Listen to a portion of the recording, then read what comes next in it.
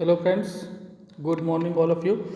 चलिए शुरू करते हैं। आज का पहला क्वेश्चन सही है। ये देखिए, दरोगा का जो आप लोग का डिमांड था, दरोगा प्रीवियस ईयर जितने भी एग्ज़ाम हुए हैं झारखंड में, ठीक है, जो कि आपके सीजन जो एग्ज़ाम होने वाले हैं वो जब भी हो, मतलब जून में हो या फिर मई भी हो सकता है कि जुलाई अगस्त में हो, थोड़ा बहुत डिफर हो सकता है, तो उससे कोई दिक्कत नहीं है। इतना मान के चलिए कि इस बार एक वैकेंसी लेके जाना है, ठीक है। अगर कुछ एक दो महीने एक्स्ट्रा समय मिलता है तो अपने तैयारी को और ज़्यादा मतलब पुख्ता कर लें, क्योंकि सिलेबस छोटा नहीं है। आपको लैंग्वेज पेपर भी पढ़ना है 100 नंबर का, चाहे खोटा हो, कुरमाली हो, पंचपर्गनी, कुछ भी हो, आपकी मर्जी है, कुछ भी पढ़ सकते हैं। हिंदी हो, अब हिंदी ऐड होने वाली है। अभी लेटेस्ट खबर ये है कि आपको अभी तक जो आज के जो सुनवाई थी वो हिंदी ऐड हो जाएगी आपको, ठीक है। आपको ऑप्शन मिल जाएगा, जिसको अगर हिंदी चूज करने का मन हो, 100 नंबर को जो पेपर 2 होने वाला था। पेपर 1 तो आपको पता ही था। पेपर 1 में क्या था, पेपर 1 क्वालिफाइंग नेचर का है, जो कि 30 आपको 30% मार्क्स सिक्योर करना है।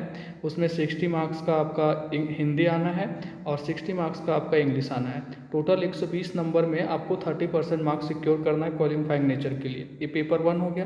पेपर 2 में है आपका कि एक लैंग्वेज पेपर है, रीजनल लैंग्वेज पेपर, जो कि 100 क्वेश्चंस आएंगे, ठीक है। इस 100, अब इसमें हिंदी नहीं था ऑप्शन में, अब हिंदी इसमें ऐड किया जाएगा, जो कि आज का आपका लेटेस्ट जो हियरिंग है हाई कोर्ट का। अभी अभी तक 10th-12th का जो मामला है वो अगले हियरिंग में जो दिया गया है, शायद I am not sure, I think लगता है जुलाई में दिया गया है नेक्स्ट हियरिंग। तो उसमें मे भी हो सकता है कि 10th और 12th का जो मुद्दा है उसको सॉर्ट आउट कर लिया जाए, उसको ऐड कर दिया जाए। तो अगर जून में एग्ज़ाम नहीं होती है, अगर जुलाई अगस्त में एग्ज़ाम होती है, देखो हम, मुझे नहीं पता, ठीक है, आपको हम ये नहीं बोल रहे कि मेरी बात मान लो।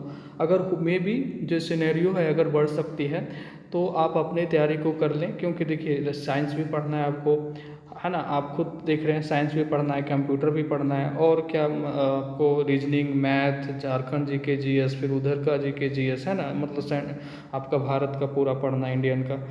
तो और फिर आपका रीजनल पेपर है। तो आप तैयारी इतना अच्छा कर लें कि 80% मार्क्स कम से कम सिक्योर कर लें, ताकि कि अगर कट ऑफ हाई भी जाए, जो कि जाना है, तो आपका हो जाए। तो ये आपका जो सेट है आज का, ये आपका दरोगा का है, ठीक है। दरोगा का देखिए, दरोगा में जो 30-35 सेट हैं टोटल, जो 800-900 क्वेश्चंस बनेंगे, ठीक है, सब मिला के साइंस का, वो कर लेना है आपको। उससे एक आइडिया मिल जाएगा आपको कि क्या पढ़ना चाहिए साइंस में, क्या नहीं पढ़ना चाहिए, और एक प्रैक्टिस भी हो जाएगा, ठीक है।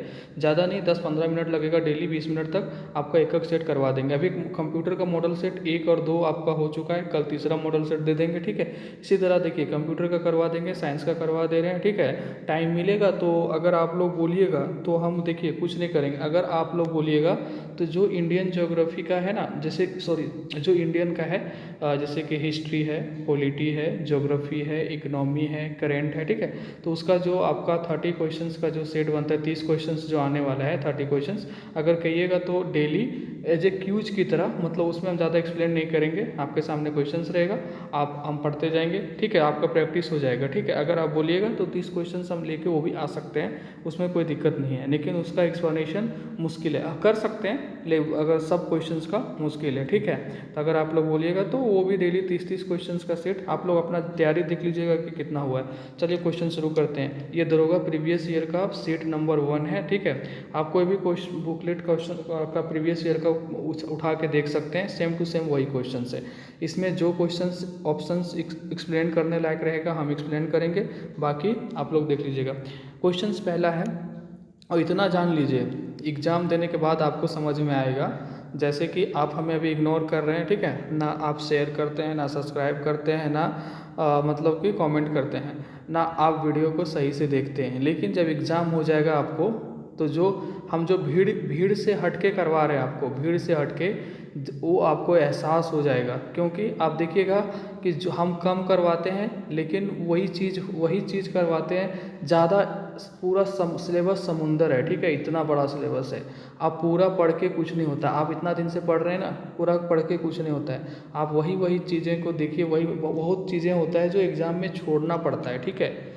जैसे कि अगर आपका 30 नंबर का एग्ज़ाम में पेपर 1 में पेपर 2 में पूछा जाना है, ज्योग्राफी, पॉलिटी, हिस्ट्री, तो आप अगर अभी से पूरा पढ़ने बैठ जाइएगा 30 नंबर का, तो वो पूरा समय वही ले लेगा। ठीक है। तो इस स्मार्ट स्ट्रेटजी बनाना पड़ता है कि 30 नंबर के लिए कौन सा पोर्शन छोड़ें, कहाँ से पढ़ें, कौन सा ऑब्जेक्टिव क्वेश्चंस बना लें, ताकि 20 नंबर तक 25 नंबर तक वहाँ ले आएँ। ठीक है, तो आप समझ सकते हैं। बाकी मैथ और रीजनिंग को इग्नोर नहीं करिएगा, शुरू से बता रहे हैं, ना कंप्यूटर को, ठीक है, ना साइंस को, ठीक है, क्योंकि आपका झारखंड का जो 40 नंबर है ना वो सब बनाएगा, 40 में 30-35 नंबर सब लाएगा, और इधर जो 30 है ना इसमें भी लाएगा। ज़्यादा स्कोरिंग सब्जेक्ट है, ज़्यादा जो होगा, जो जिसको लोग इग्नोर करेंगे, मैथ को इग्नोर करेंगे, रीजनिंग को करेंगे, क्योंकि सोचेंगे कि अरे ये तो बना लेंगे, लेकिन एग्जाम में नहीं बनने वाला जब तक प्रैक्टिस नहीं रहेगा। कंप्यूटर का भी वही होगा और साइंस का भी वही होगा। तो चलिए, ज़्यादा लेक्चर नहीं है, आप क्वेश्चन 1 है। एक बेरंग और बेस्वाद और गंधहीन पदार्थ, ठीक है, जो सभी प्रकार के जीवन के लिए आवश्यक है। मतलब एक ऐसा पदार्थ है जिसमें ना उसका रंग है कोई, ना उसमें कोई स्वाद है, और ना ही उसमें कोई गंध है। गंध क्या होता है कि मतलब कि आपको सुगंध से पता चल जाता है कि क्या चीज़ है, तो उसमें कोई गंध नहीं है। आप समझ लीजिए कि आपके बगल में अगर पानी रखा हुआ है, तो क्या इसका गंध से आपको पता चलेगा बगल में पानी रखा हुआ है? पानी का कोई स्वाद है? अब तो पता है, आपको पता है कि पानी का कोई स्वाद है? हमें नहीं पता। पानी का कोई रंग भी नहीं है, तो ये पानी होगा इसका आंसर। ठीक है, क्या होगा? पानी। तो पानी एक बेरंग, बेस्वाद और गंधहीन पदार्थ है जो सभी प्रकार के जीवन के लिए आवश्यक है। सभी प्रकार के जीवन मतलब पेड़ हो, पौधे हो, जानवर हो, इंसान हो, सबके लिए पानी आवश्यक है। ठीक है, और देखिए, जहाँ तक पानी का जो फार्मूला रहा H2O होता है। अगर इसको आपको पूछ देगा कि आपका पानी का जो मोलिकुलर मास क्या होता है, मतलब परमाणु द्रव्यमान क्या होगा, ठीक है, तो हाइड्रोजन का परमाणु द्रव्यमान 1 होता है। ठीक है, तो इसका 2 है, तो 2 हो गया, 1 गुने 2, और ऑक्सीजन का 16 होता है, तो 16 + 2 18 हो जाएगा परमाणु द्रव्यमान पानी का H2O का। फार्मूला भी याद होना चाहिए आपको। ठीक है, उसी तरह ऑक्सीजन का होता है O2, ठीक है, उसका भी निकाल सकते हैं। अब चलते हैं क्वेश्चन नंबर 2 के लिए। ये सारे क्वेश्चंस आए हुए हैं। देखिए, हम अपने तरफ से क्वेश्चंस इधर उधर से कलेक्ट करने से अच्छा है कि जो झारखंड का क्वेश्चंस है वो किया जाए सबसे पहले, उसके बाद एक्स्ट्रा दिमाग लगाया जाए, वो अच्छा रहता है मेरे ख्याल से। क्वेश्चन है दूसरा कि VHF पूर्ण रूप क्या है? VHF का फुल फॉर्म पूछा है, तो VHF का फुल फॉर्म होता है very high frequency. Frequency, FREQUENCY, frequency. तो इसमें हिंदी में लिखा हुआ है, इसका आंसर होगा बहुत उच्च आवृत्ति। वेरी से बहुत, हाई से उच्च, और फ्रीक्वेंसी मतलब आवृत्ति। ठीक है, और फ्रीक्वेंसी का यूनिट क्या होता है? फ्रीक्वेंसी का, आवृत्ति का यूनिट अगर पूछे ओनली फ्रीक्वेंसी का, तो इसका यूनिट होता है हर्ज, जो कि HZ में हम करते हैं, इसको सूचित करते हैं मतलब। ठीक है, तो हर्ज होता है फ्रीक्वेंसी का यूनिट। ठीक है, अब चलते हैं क्वेश्चन नंबर 3 की ओर। मानव शरीर में सबसे बड़ी ग्रंथि क्या है? मानव शरीर में सबसे बड़ी ग्रंथि क्या? यहाँ गुत्थी लिख दिया है, ग्रंथि होगा, क्या होगा? ग्रंथि। मानव शरीर में सबसे बड़ी ग्रंथि क्या है? मानव शरीर में सबसे बड़ी ग्रंथि आपका लीवर है। क्या है? लीवर यकृत है। ठीक है, लीवर अकृत जिसको बोलते हैं, यानी जिगर, लीवर अकृत, ठीक है, जिगर। ठीक है, ये आपका मानव शरीर में सबसे बड़ी ग्रंथि है। ठीक है, और अगर पूछ दे कि सबसे छोटा ग्रंथि कौन सी? सबसे छोटी ग्रंथि पीयूष ग्रंथि है। सबसे छोटी ग्रंथि कौन सी है? पीयूष ग्रंथि। सबसे छोटी ग्रंथि पीयूष ग्रंथि। ठीक है, और अंतः ग्रंथि, सबसे बड़ी अंतः ग्रंथि है थायराइड। क्या है? ये सबसे बड़ी अंतः ग्रंथि है। क्या है? अंतः ग्रंथि सबसे बड़ी। ठीक है, और सबसे बड़ी ग्रंथि है, सबसे बड़ी ग्रंथि मानव शरीर में सबसे बड़ी ग्रंथि कौन सा है? जिगर या यकृत और लीवर। सबसे बड़ी अंतः ग्रंथि थायराइड, सबसे छोटी ग्रंथि पीयूष ग्रंथि। ठीक है, अब चलते हैं क्वेश्चन नंबर 4 की ओर। लेंस की ऑप्टिकल शक्ति माप की एक इकाई होती है। लेंस का जो होता है ना, जिसको ऑप्टिकल पावर जो उसको मेजर करते हैं, उसकी यूनिट होती है डायोप्टर। क्या होता है? डायोप्टर। ठीक है, जिसको कि D से डिनोट करते हैं, डायोप्टर होता है। चलते हैं क्वेश्चन नंबर 5 की ओर। परमाणु नाभिक की खोज किसने की? परमाणु नाभिक जो होता है, न्यूक्लियस, जिसको इंग्लिश में बोलते हैं क्या? न्यूक्लियस। ठीक है, न्यूक्लियस जो होता है उसकी खोज किसने की? परमाणु नाभिक के न्यूक्लियस की खोज किसने की? तो ये किया है आपका अर्नेस्ट रदरफोर्ड। कौन किया है? रदरफोर्ड। और रॉबर्ट ब्राउन क्या किया है? रॉबर्ट ब्राउन आपका कोशिका केंद्रक का खोज किया है। ठीक है, कोशिका केंद्रक का, रॉबर्ट ब्राउन कोशिका केंद्रक का खोज किया है। ठीक है, परमाणु नाभिक अलग चीज़ है, न्यूक्लियस, वो कौन खोज किया? रदरफोर्ड। और रॉबर्ट ब्राउन क्या चीज़ का खोज किया है? केंद्रक का, कोशिका के केंद्रक का खोज कौन किया है? ये आपका रॉबर्ट ब्राउन, ठीक है। और कौन? स्वान जो है आपका, स्वान जो है, थियोडोर स्वान जो है आपका, ये किया है कोशिका सिद्धांत दिया है। ये क्या दिया है? कोशिका सिद्धांत, ठीक है, कोशिका सिद्धांत, ठीक है। चलते हैं क्वेश्चन नंबर 6 की ओर। जंग को रोकने के लिए एक स्टील या लोहे के लिए एक सुरक्षात्मक कोटिंग लगाने की प्रक्रिया को क्या कहते हैं? जैसे देखिएगा आप, लोहा में जंग लग जाता है, ठीक है, मान लीजिए लोहा है तो इसके बगल बगल से मतलब जंग लगने लगता है, तो इसको रोकने के लिए हम देखते हैं कि घर पे क्या करते हैं, उसको पेंटिंग कर देते हैं, ठीक है। तो उस प्रोसेस को क्या कहा जाता है? गैल्वेनीकरण कहा जाता है। क्या कहा जाता है? गैल्वेनीकरण, ठीक है। क्वेश्चन नंबर 7, क्या है कि एक रासायनिक प्रतिक्रिया जिसमें एक पदार्थ ऑक्सीजन के साथ तेजी से प्रतिक्रिया करता है और ऊष्मा उत्पन्न करता है। देखिए कोई भी चीज़ होता है ना, दहन जो होता है वो ऑक्सीजन से प्रतिक्रिया करता है, दहन मतलब जलना, जो फायर होता है दहन, वो ऑक्सीजन से प्रतिक्रिया करता है, और दहन होता है तो वो ऊष्मा तो होगा ही, हीट तो प्रोड्यूस होगा ही। तो दहन एक रासायनिक प्रक्रिया है जिसमें पदार्थ ऑक्सीजन के बिना दहन नहीं हो सकता, क्योंकि ऑक्सीजन से प्रतिक्रिया करके ही वो मतलब जलता है, जिससे ऊष्मा उत्पन्न होती है। चलते हैं। और उत्प्रेरक जो है आपका ऑप्शन नंबर सी, ये कैटलिस्ट बोलते हैं इसको, इंग्लिश में क्या बोलते हैं? कैटलिस्ट बोलते हैं। ये आपका क्या करता है, जो भी रिएक्शन होता है केमिस्ट्री में, केमिकल रिएक्शन जो होता है उसको उसकी जो स्पीड होती है केमिकल रिएक्शन की, उसको मतलब ज़्यादा बढ़ाने का काम करता है, जल्दी रिएक्शन ख़त्म करने का काम करता है, उत्प्रेरक का काम करता है कैटलिस्ट, मतलब जिसको बोलते हैं, ठीक है। चलते हैं क्वेश्चन नंबर 8 की ओर। स्थिति और धरती की संरचना का अध्ययन, जो धरती की संरचना का अध्ययन करता है उसको क्या बोलते हैं? ठीक है, तो उसको बोला जाता है भूगर्भ शास्त्र। क्या बोला जाता है? भूगर्भ शास्त्र, ठीक है। चलते हैं क्वेश्चन नंबर 9 की ओर। क्वेश्चन नंबर 9 क्या है कि तापमान पर सभी पदार्थों में शून्य थर्मल ऊर्जा होती है। शून्य, देखिए कोई भी पदार्थ है ना, कोई भी पदार्थ है, ठीक है, कोई भी पदार्थ, आपके हाथ में कोई भी पदार्थ हो, मेरे हाथ में, उसमें कुछ ना कुछ जो है ना थर्मल ऊर्जा, मतलब क्यों ना पॉइंट में 0.0000001 नैनो मतलब कुछ ऐसे हो, कुछ ना कुछ होता है। लेकिन -273.16 डिग्री सेल्सियस, जिसको बोलते हैं परम शून्य तापमान। क्या बोलते हैं? परम शून्य तापमान, ठीक है, इसको बोलते हैं, डी ऑप्शन जो है आपको, परम शून्य तापमान, ठीक है। इसमें क्या होता है कि इस टेम्परेचर पे, ठीक है, इस टेम्परेचर पदार्थ में शून्य थर्मल ऊर्जा होता है। क्या होता है? शून्य थर्मल ऊर्जा। वही पूछा जा रहा है कि तापमान पर, मतलब इतना तापमान पर सभी पदार्थों में शून्य थर्मल ऊर्जा होती है, ठीक है, -273.16, इसको बोलते हैं परम शून्य तापमान। क्या बोलते हैं? परम शून्य ताप, ठीक है, परम शून्य ताप बोलते हैं इसको, जिस पर कि शून्य थर्मल ऊर्जा होती है कोई भी पदार्थ में। क्वेश्चन नंबर 10, बौना रूप में बढ़ते पेड़ों की प्राचीन प्राचायिक कला को कहा जाता है, ठीक है, तो इसको याद रख लीजिएगा, इसको कहते हैं बोनसाई। क्या कहते हैं? बोनसाई, ठीक है। चलते हैं क्वेश्चन नंबर 11 की ओर। क्वेश्चन नंबर 11 ये रहा कि ऑक्सीजन के साथ प्रतिक्रिया नहीं करती। देखिए कोई भी चीज़ प्रतिक्रिया किसके साथ करती है?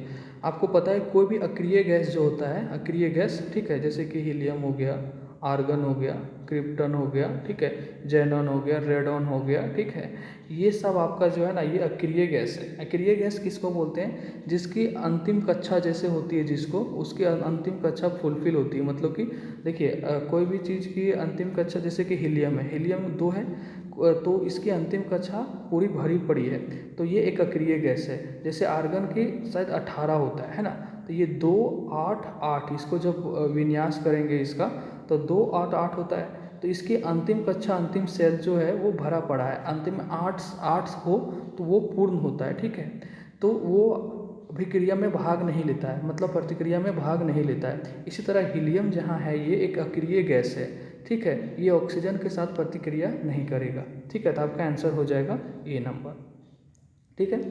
और ये हीलियम जो है यह हाइड्रोजन के बाद दूसरी सबसे हल्की गैस है, ठीक है।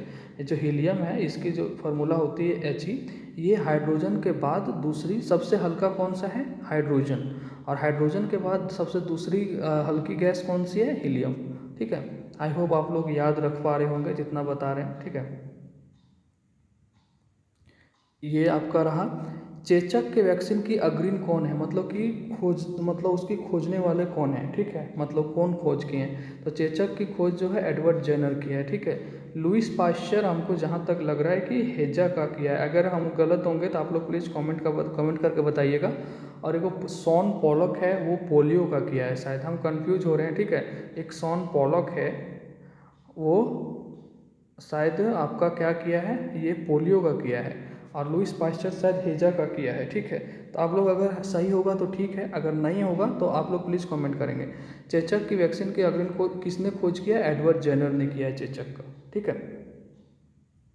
चलते हैं क्वेश्चंस नंबर 13 की ओर। बेरी बेरी की कमी के कारण होता है, बेरी बेरी जो बीमारी है, ठीक है, बेरी बेरी वो किसके कमी के कारण होता है, मतलब क्या चीज़ की कमी हो जाएगी उस शरीर में तो होगा, वो थायमिन की कमी से होता है। बेरी बेरी जो है आपका थायमिन की कमी से होता है, ठीक है। और कैल्सीफेरोल जो है इसके कमी से सूखा रोग होता है। क्या, कौन सा रोग होता है, सूखा रोग होता है, ठीक है। अब बेरी बेरी थायमिन की कमी से होता है, ठीक है।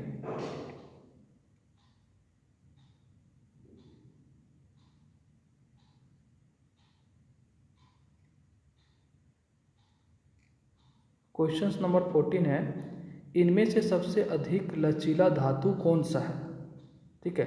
इनमें से सबसे अधिक लचीला धातु कौन सा है, लोहा, सोना, पारा, पैलिडियम। तो इनमें से सबसे अधिक लचीला धातु जो आपका है वो है सोना, ठीक है। आपको पता ही है कि सोना सबसे लचीला, लचीला मतलब क्या, मतलब कि वो उसकी जो टेक्स्ट तन्यता जो खींचने की क्षमता है वो सबसे ज़्यादा है, ठीक है। मतलब वो पूरी ऐसे हो सकता है, लचीला है, मतलब सबसे पूरा लचीला धातु कौन सा है, सोना।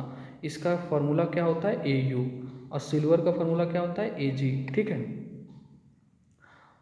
और मतलब कि शुद्ध जो 24 कैरेट का होता है, शुद्ध जो सोना होता है वो कितने का होता है, 24 कैरेट का। Question number 15,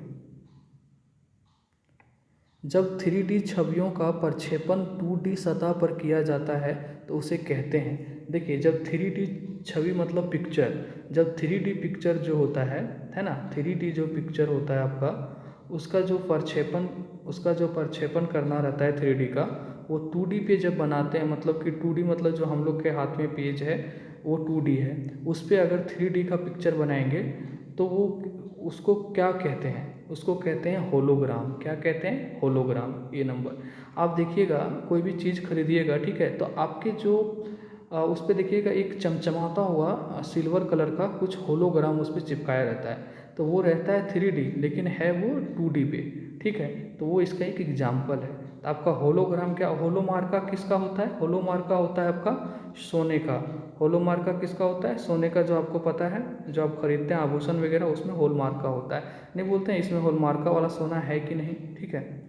question number 16, UHF band. सबसे पहले UHF क्या होता है, UHF क्या होता है ये जान लीजिए, अल्ट्रा हाई फ्रीक्वेंसी। UHF क्या होता है, अल्ट्रा हाई, ठीक है, फ्रीक्वेंसी, ठीक है, अल्ट्रा हाई फ्रीक्वेंसी। इसकी रेंज कितना से कितना होता है, 300 मेगाहर्ट्ज से 3 गीगाहर्ट्ज। कितना होता है, 300 मेगाहर्ट्ज से 3 गीगाहर्ट्ज, ठीक है। हर्ट्ज क्यों आया, क्योंकि ये फ्रीक्वेंसी का आपका यूनिट है। क्वेश्चन नंबर 17, सबसे चमकीला ग्रह है, देखिए इसको रटिए नहीं, हम आपको समझा देते हैं, याद हो जाएगा। ये चारों क्वेश्चन समझा देते हैं, चारों ऑप्शन। सबसे चमकीला ग्रह कौन सा है, तो इसका आंसर जो होगा, सबसे चमकीला ग्रह है शुक्र। ये जान लीजिए क्यों, क्योंकि शुक्र पर कार्बन डाइऑक्साइड की अधिकता है, बहुत ज़्यादा कार्बन डाइऑक्साइड यहीं पे है। तो इसमें क्या होता है, जो भी सूर्य की रोशनी होती है उसको अवशोषित कर लेता है और उसको बाहर जाने नहीं देता है, जिसके कारण यहाँ हीट जो है, गर्मी, वो बहुत ज़्यादा होता है, ठीक है। तो आपको पता है कि कहीं भी जब सबसे ज़्यादा गर्मी होगा, हीट होगा उसके अंदर, तो वो चमकेगा ही, तो वो चमकता है, जिसके कारण इसको शुक्र ग्रह है जो वहाँ पे चमक होती है। ठीक है। अब देखिए इसको परी भी कहते हैं, शुक्र ग्रह को क्या कहते हैं, परी ग्रह, परी भी कहते हैं। ठीक है, क्योंकि ये चमकदार होता है, अच्छा होता है, इसलिए इसको परी भी कहते हैं। मंगल ग्रह का बात करते हैं, इसको लाल ग्रह कहते हैं। क्या कहते हैं, लाल ग्रह। लाल ग्रह क्यों कहते हैं, क्योंकि इसमें आयरन ऑक्साइड की अधिकता है यहाँ पे। ठीक है, आयरन ऑक्साइड की अधिकता है। बृहस्पति जो आपका है, ये आपका सोलर सिस्टम जो है आपका, सूर्य मतलब जो, उसमें सोलर सिस्टम का सबसे बड़ा ग्रह है, सबसे बड़ा ग्रह है ये। ठीक है, आपका कौन सा सबसे बड़ा ग्रह, बृहस्पति। ठीक है। रहा बात पृथ्वी का, पृथ्वी जिस पे हम लोग हैं, इसकी डेंसिटी जो है वो सबसे ज़्यादा, इसके घनत्व तो सबसे ज़्यादा है, सबसे ज़्यादा घनत्व तो किसकी है, पृथ्वी की। ठीक है। अब देखिए एक चीज़ याद रखिए, अगर आपसे पूछे सन से, सन के अकॉर्डिंग मतलब कि ग्रह की नज़दीक मतलब दूरी कैसे है, तो सन के सबसे नज़दीक है आपका कौन सा है, बुध, उसके बाद है शुक्र। ठीक है, उसके बाद है पृथ्वी। ठीक है, उसके बाद है मंगल। ठीक है, इसके बाद बुध शुक्र पृथ्वी मंगल, उसके बाद है आपका बुध शुक्र पृथ्वी मंगल, फिर है बृहस्पति। ठीक है, बृहस्पति, फिर है शनि, फिर है अरुण और फिर है वरुण।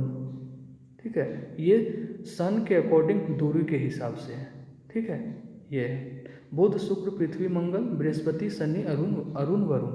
ठीक है, चलते हैं क्वेश्चन नंबर 18 की ओर। इसका एक ट्रिक भी है याद करने का, अगले सेशन में बता देंगे उसका ट्रिक। ठीक है, अभी ट्रिक हमारे दिमाग से निकल गया, अगले सेशन में देख लेंगे उसको। कीड़े के अध्ययन को क्या कहते हैं, तो कीट विज्ञान कहते हैं, सिंपल भाषा में लिखा भी है तो इसको कीट कहते हैं। पक्षी के अध्ययन को एंथ्रोपोलॉजी शायद क्या बोलते हैं। ठीक है, और ये देखिए जीव विज्ञान है जो आपका, बायोलॉजी है जो जीव विज्ञान। ठीक है, तो कीड़े के अध्ययन को क्या कहते हैं, कीट विज्ञान। क्वेश्चन नंबर 19, किसी अन्य जीवित जीव पर जीवित रहने वाला एक जीव कहा जाता है, मतलब ऐसा जीव जो कि दूसरे जीवित जीव पर ही निर्भर है। जैसे कि आपका शेर देख लीजिए, वो दूसरा जीवित जीव कोई है उस पर निर्भर है, जैसे कि हिरन है और कोई जो और कुछ मतलब जिसको मार के खा सकता है। ठीक है, तो वैसे जीव को हम क्या कहते हैं, परजीवी कहते हैं। वैसे जीव जो दूसरे जीव पर आधारित हो उसको क्या बोलते हैं, परजीवी। किसी अन्य जीवित जीव पर जीवित रहने वाले एक जीव को परजीवी कहते हैं।